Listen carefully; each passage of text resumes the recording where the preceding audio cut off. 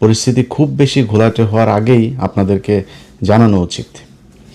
দেখেন, বর্তমান সরকার ক্ষমতায় এসেছে, আমরা কিন্তু আমি সরাসরি কিন্তু বিএনপির বিরুদ্ধে ক্যাম্পেইন করেছি এবং আগেও বলেছি যে অবস্থা বিএনপি এবং জামাত এই দুইটা দলের নাম কিন্তু গেল 15 বছর উচ্চারিত হয়েছে এককভাবে না, যৌথভাবে উচ্চারণ করা হতো।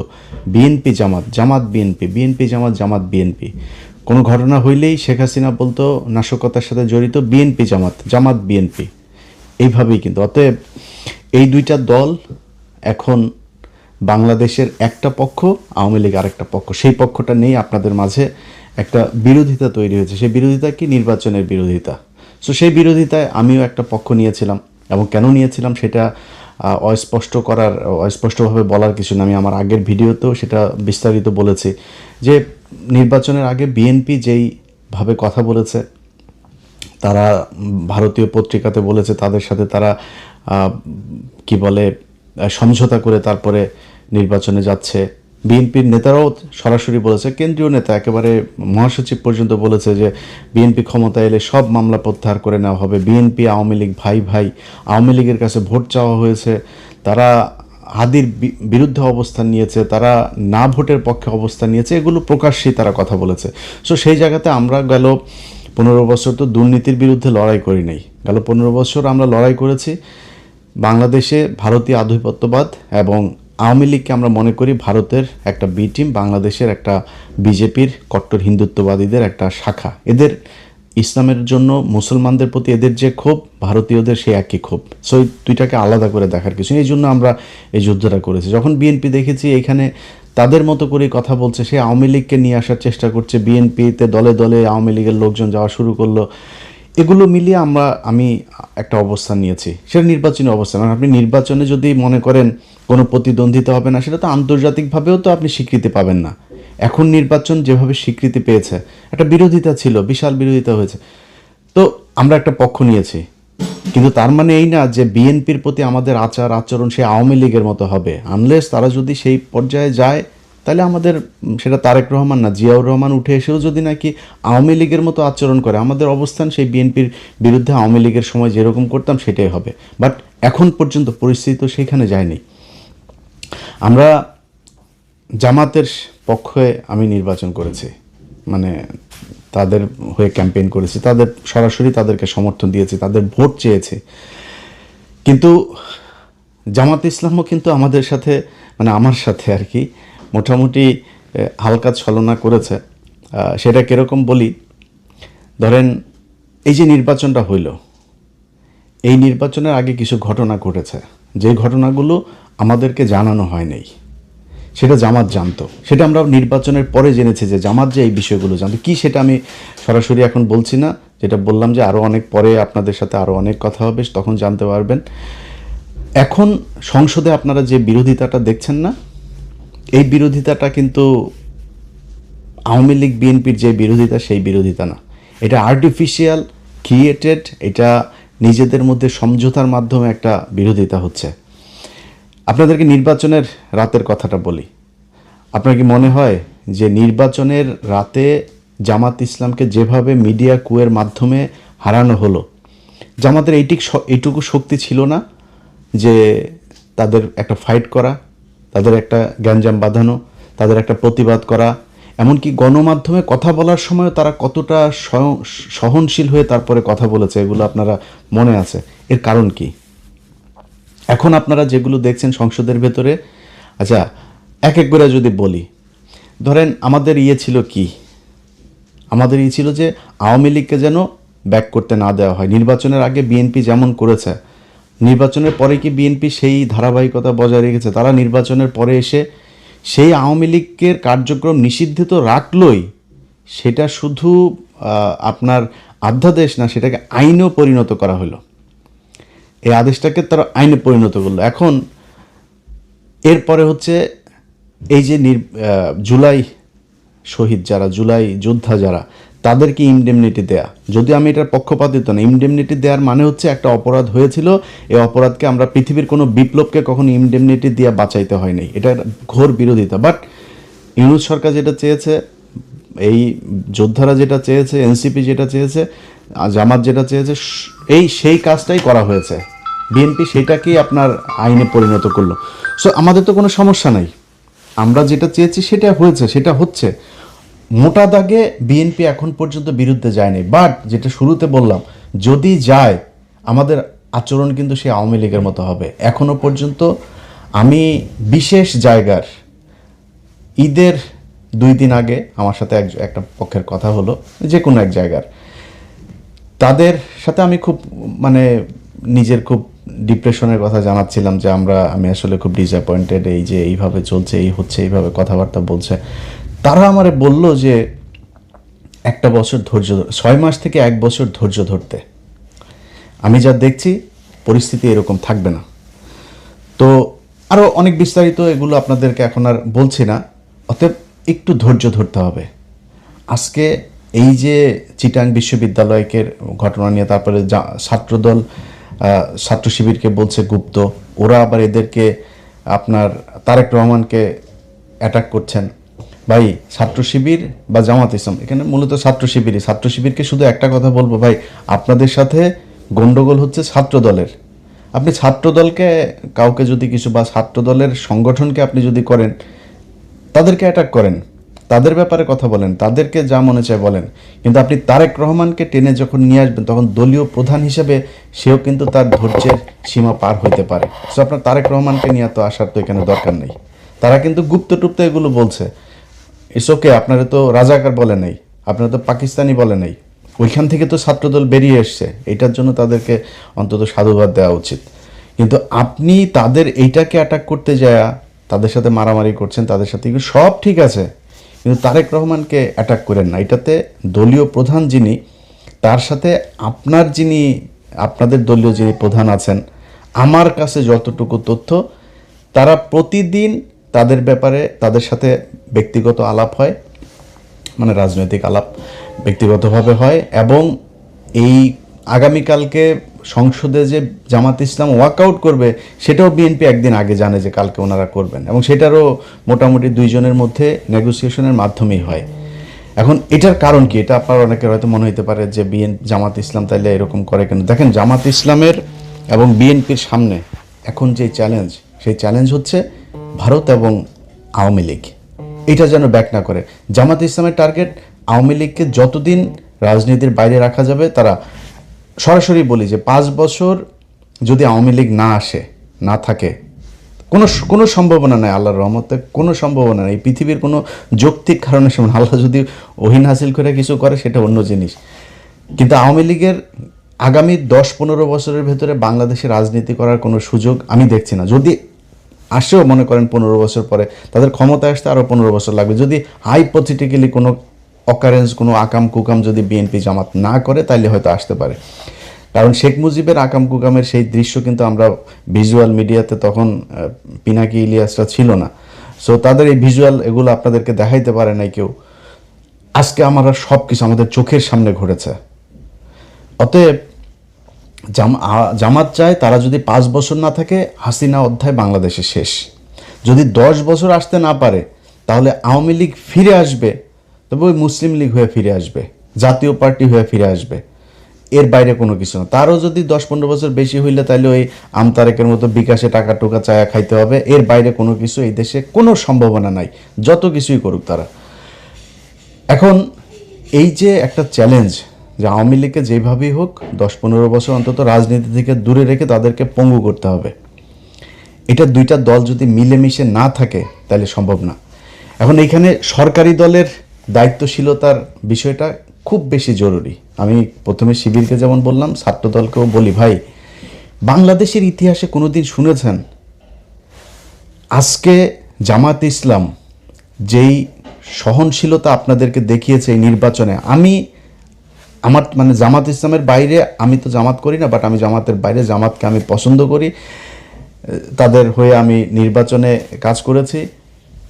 জামাতের বাইরে যদি সবচেয়ে বেশি জানে, সেটা মনে হয় আমি জানি।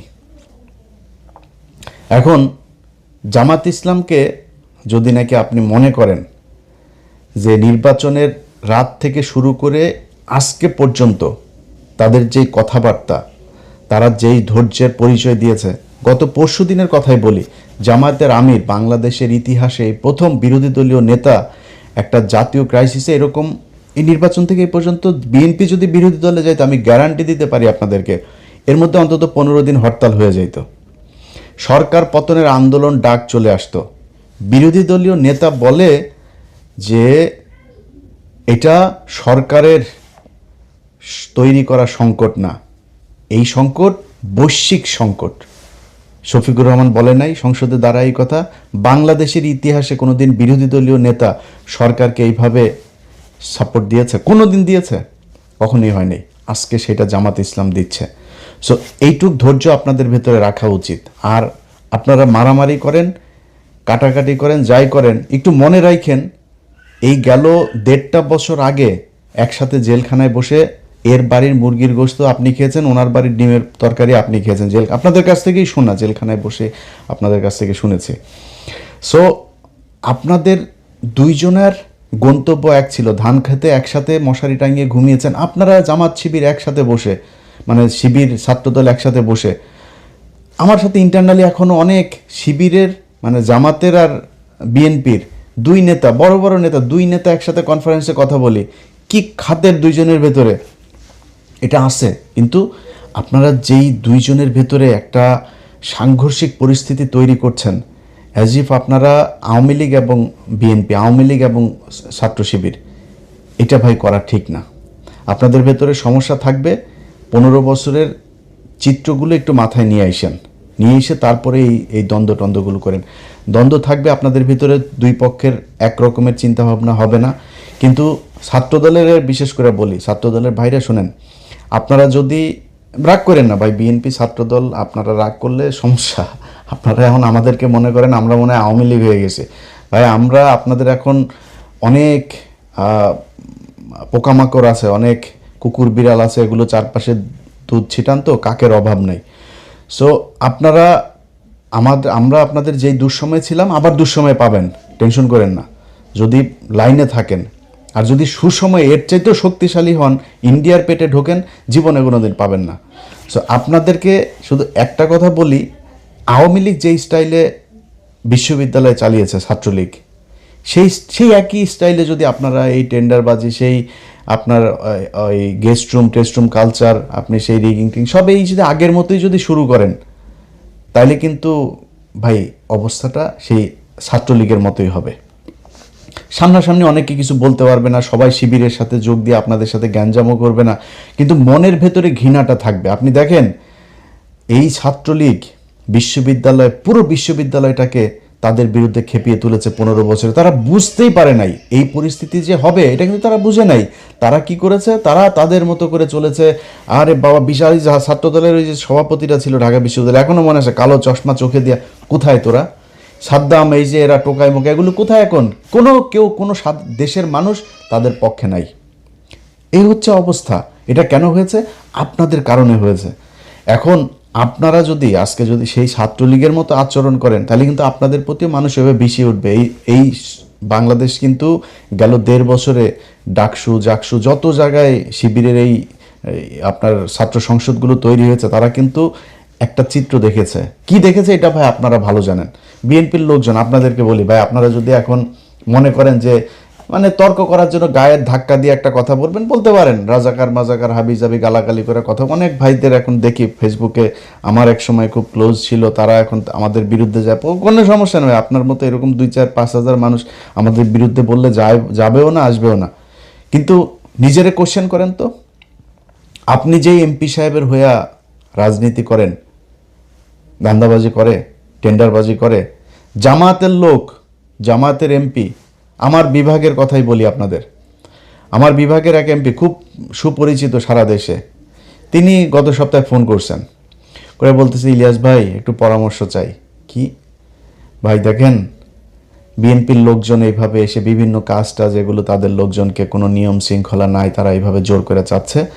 তো কেন্দ্রকে জানাইলাম, কেন্দ্র বলল যে বেশি বাড়াবাড়ি করার দরকার নেই বিএনপির সাথে। এই হচ্ছে অবস্থা ভাই। আপনারা এগুলি করেন, আপনাদের রাজনীতিটাই 2 নাম্বারই করার জন্যই করা, এটা নিয়ে কিন্তু সমস্যা নাই। আমাকে যারা গত 15 বছর দেখেছেন, বিশেষ করে শেষ 8 বছর আমার এই ফেসবুক ইউটিউবে যারা আমাকে দেখেছেন, আমি সরাসরি একটা কথা বহুবার বলেছি যে বিএনপি যদি আওয়ামী লীগের মতো 15 বছর ক্ষমতায় থাকে, দুর্নীতির ক্ষেত্রে আওয়ামী লীগের চাইতে বেশি হইতে পারে। এই কথা যারা আমার ভিডিও দেখেছেন আপনারা স্বীকার করেন যে হ্যাঁ, এটা ইলিয়াস বলেছে। আজও বলছি, দুর্নীতিতে আপনারা তার চাইতেও ভালো কিছু করবেন, এটা আগেও আপনারা প্রমাণ করে গিয়েছেন। দুর্নীতি নিয়ে আমাদের কোনো সমস্যা নেই ভাই, আমি এটা নিয়ে গ্যারান্টি দিতে পারবো না। এই বাংলাদেশ গত 1.5 বছরে দেখলাম তো, আসিফ নজরুল আর ইউনূসের মতো লোক লোভ সামলাইতে পারে নাই, এই দেশের নিয়ে আর আমার এই দুর্নীতির ব্যাপারে কোনো হিসাব নেই। নিজেরা এখন জুতা দিয়ে পিটাইতে মন চায় যে কেন কিছু টাকা পয়সা কামাই নেই গেল 1.5 বছরে, অনেক সুযোগ এসেছিল কামাই নেই, সেই টাকাগুলো থাকলে এখন আবার নিজের টাকা পয়সা নিয়ে টেনশন করতে হইতো না। তো আপনারা দুর্নীতি করেন, এটা মানে নিন। সো আপনাদের চাইতে তাদের চরিত্র কিন্তু উন্নত, এই জায়গাতে অন্তত উন্নত। এটা আপনারা না বুঝলে গত নির্বাচনে আপনারা দেখেছেন কারা কাদেরকে ভোট দিয়েছে। আপনাদের মানুষকে ভোট দিতে না দিতে যাওয়ার জন্য আপনারা বিভিন্ন জায়গায় গ্যাঞ্জাম করেছেন। এটা নির্বাচনের দিনের ভিডিও আমার এই চ্যানেলেই দেখতে পারবেন, এটা আপনারা করেছেন। এখন আজকে যদি আপনারা তাদের সাথে এই ধরনের আচরণ করেন, তারা তো আপনাদের চাইতে উন্নত চরিত্রের ভাই।